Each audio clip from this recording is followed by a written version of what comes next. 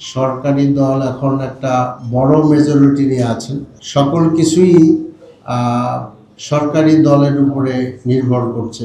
একটু আগে শুনলেন আপনারা, আমরা একটা ইউকে বেসড অর্গানাইজেশনের সাথে বসেছিলাম, যাদের মূল উদ্দেশ্য হলো যে জাতীয় সংসদকে কিভাবে শক্তিশালী করা যায় সেই বিষয় নিয়ে তারা আমাদের সাথে আলাপ করেছেন।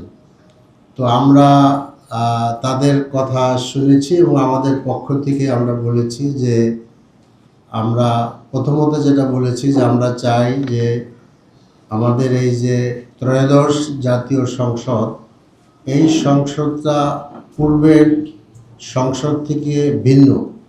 কারণ এই সংসদটা জুলাই আন্দোলনের পরে গঠিত একটি সংসদ।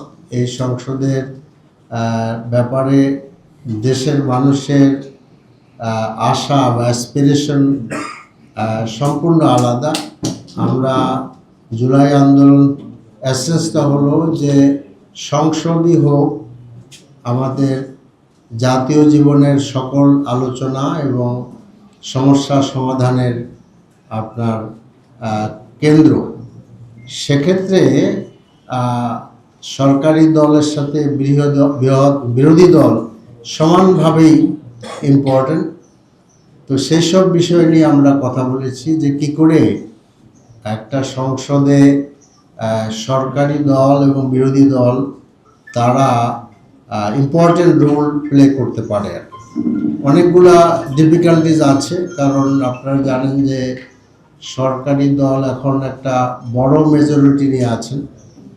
সেক্ষেত্রে কোনো একটি বিষয় নিয়ে আলোচনা করতে গেলে সকল কিছুই সরকারি দলের উপরে নির্ভর করছে। কাজে সেক্ষেত্রে আমরা রুলস অফ প্রসিডিউরের ব্যাপারেও অনেক পরিবর্তনের প্রয়োজনীয়তার কথা সেখানে আলোচনা হয়েছে। সেগুলোর ব্যাপারে আমরা আমাদের সাজেশন দিয়েছি। তারা একটা রিপোর্ট তৈরি করবেন এবং তারাও আমাদের কিছু সাজেশন দিয়েছেন যে কী করে পার্লামেন্টকে আরও শক্তিশালী করা যায়।